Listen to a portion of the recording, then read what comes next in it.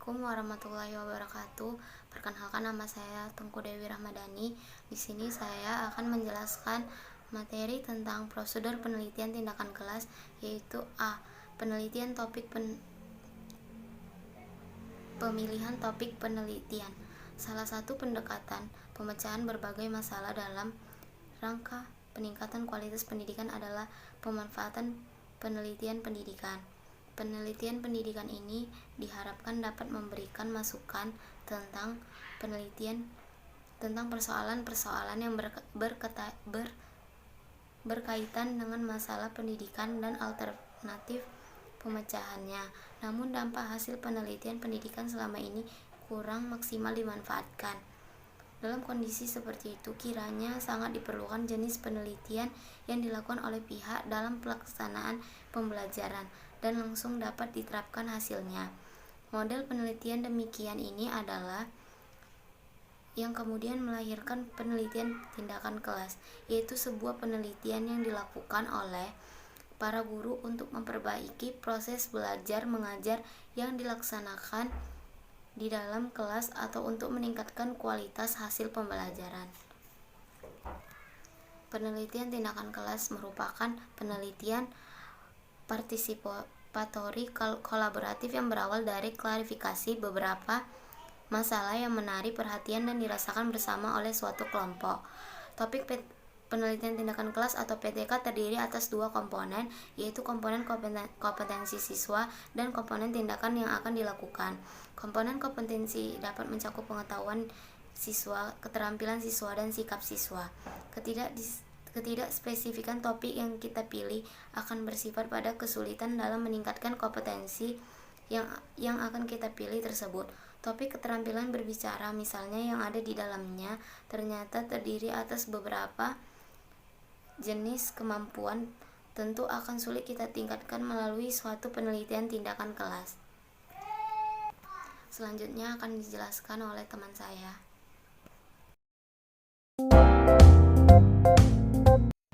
Baiklah, saya Frans Ginting akan melanjutkan materi teman saya Tengku Dewi Ramadhani.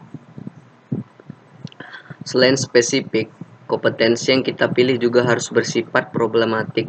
Artinya, kompetensi itu memang benar-benar memunculkan masalah dan membutuhkan perbaikan atau peningkatan. Kita tidak boleh mengada-ada dalam arti menganggap sebuah kompetensi bermasalah, padahal sesungguhnya tidak ada masalah. Kita juga harus mampu memilih kompetensi yang permasalahannya memang benar-benar membutuhkan penelitian tindakan. Saya Mei Karunia. Di sini saya akan melanjutkan pembahasan dari teman saya, yang dimana ada perencanaan tindakan. Nah, pada prinsipnya, tindakan yang guru rencanakan itu hendaknya yang pertama membantu guru dalam mengatasi kendala pembelajaran di kelas, bertindak secara lebih tepat di kelas, meningkatkan keberhasilan pembelajaran di kelas, kemudian juga membantu guru menyadari kemampuan yang baru untuk melakukan tindakan, gunanya itu untuk meningkatkan kualitas kerja pada guru. Nah, setelah itu, rencana penelitian tindakan kelas hendaknya disusun berdasarkan hasil pengamatan awal refleksif terhadap pembelajaran di kelas.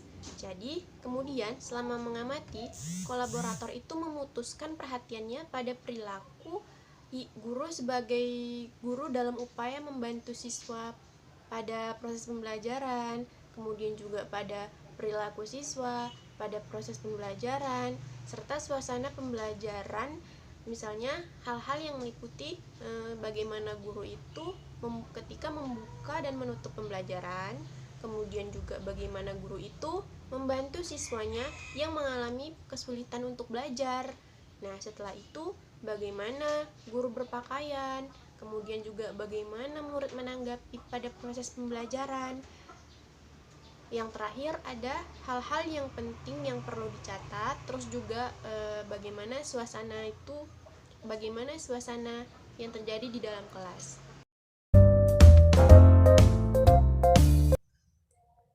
Di sini saya akan melanjutkan penjelasan dari Saudari Sarah Rahayu, di mana di sini saya akan menjelaskan tentang proses pengumpulan data. Tahapan proses pengumpulan data berjalan secara bersamaan dengan saat pelaksanaan tindakan pengamatan dilakukan pada waktu tindakan sedang berjalan. Keduanya berlangsung dalam waktu yang sama. Pada tahapan ini, peneliti atau guru melakukan pengamatan dan mencatat semua hal-hal yang diperlukan. Dan terjadi selama pelaksanaan tindakan berlangsung. Pengumpulan data ini dilakukan dengan menggunakan format observasi atau penilaian yang telah disusun sebelumnya, termasuk juga pengamatan secara cermat terhadap pelaksanaan skenario tindakan dan waktu ke waktu dan dampaknya terhadap proses dan hasil belajar siswa. Data yang dikumpulkan dapat berupa data kuantitatif atau hasil tes, hasil kuis, presensi, nilai tugas, dan lain-lain sebagainya. Tetapi juga disertai data kualitatif yang mendeskripsikan keaktifan siswa, antusias siswa, mutu diskusi yang dilakukan. Data yang dikumpulkan hendaknya dicek untuk mengetahui keabsahannya. Berbagai teknik dapat dilakukan untuk tujuan, misalnya teknik triangulasi dengan cara membandingkan data yang diperoleh dengan data lain atau kriteria tertentu yang telah baku. Data yang telah terkumpul memerlukan analisis lebih lanjut untuk mempermudah pengumpulan maupun dalam penarikan kesimpulan. Untuk itu, berbagai teknik analisis statistika dapat digunakan. Rahayu, di sini saya ingin melanjutkan pembahasan dari teman saya, yaitu pelaksanaan tindakan. Pada tahapan ini, rancangan strategi dan skenario pembelajaran diterapkan. Skenario tindakan harus dilakukan secara benar, tampak berlaku wajar pada PTK yang dilakukan guru. Pelaksanaan tindakan umum dilakukan dalam waktu antara 2-3 bulan. Waktu tersebut dibutuhkan untuk menyelesaikan sajian beberapa pokok bahasa dan mata pelajaran tertentu.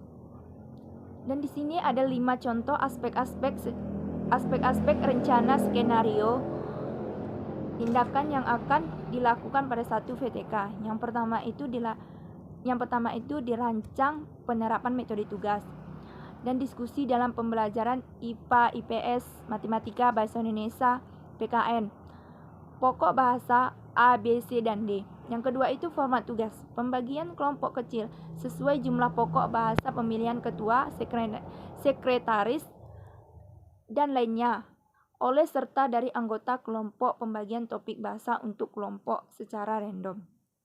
Yang ketiga itu kegiatan kelompok, pengumpulan bacaan melalui diskusi antara kelompok, bekerja, belajar, memahami materi, menuliskan hasil dalam file PowerPoint untuk persiapan presentasi.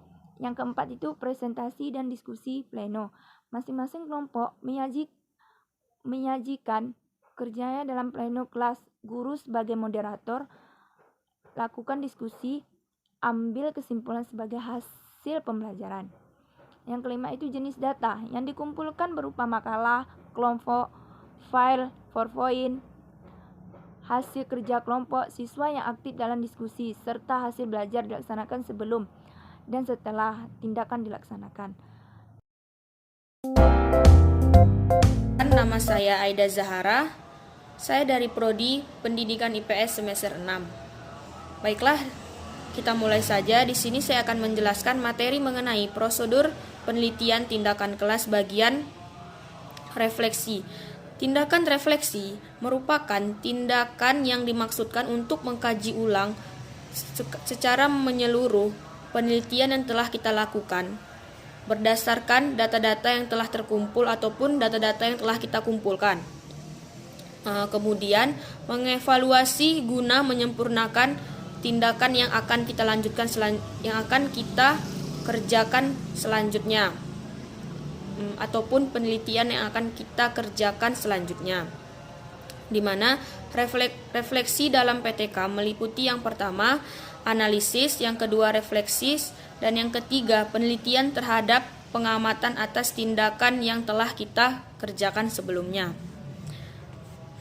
Dan materi yang selanjutnya, jika terdapat suatu masalah pada saat kegiatan proses refleksi, maka dilakukan pengkajian ulang melalui siklus berikut. Yang pertama, perencanaan ulang, dan yang kedua, tindakan ulang, dan yang ketiga, pengamatan ulang, sehingga permasalahan yang sedang kita hadapi ataupun dapat kita selesaikan pada saat itu juga.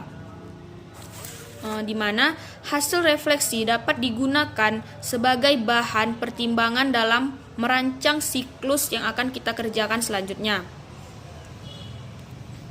Yang mana hasil refleksi itu seperti analisis, sintesis, dan penelitian yang kita kerjakan pada saat itu. Pada intinya, refleksi merupakan kegiatan yang pertama evaluasi, yang kedua analisis, yang ketiga pemaknaan, yang keempat penjelasan, yang kelima penyimpulan, dan yang terakhir adalah identifikasi tindak lanjut perencanaan siklus selanjutnya. Baiklah, sampai di sini materi yang dapat saya sampaikan. Mohon maaf apabila ada kesalahan. Wabillahi taufik wal hidayah. Wassalamualaikum warahmatullahi wabarakatuh.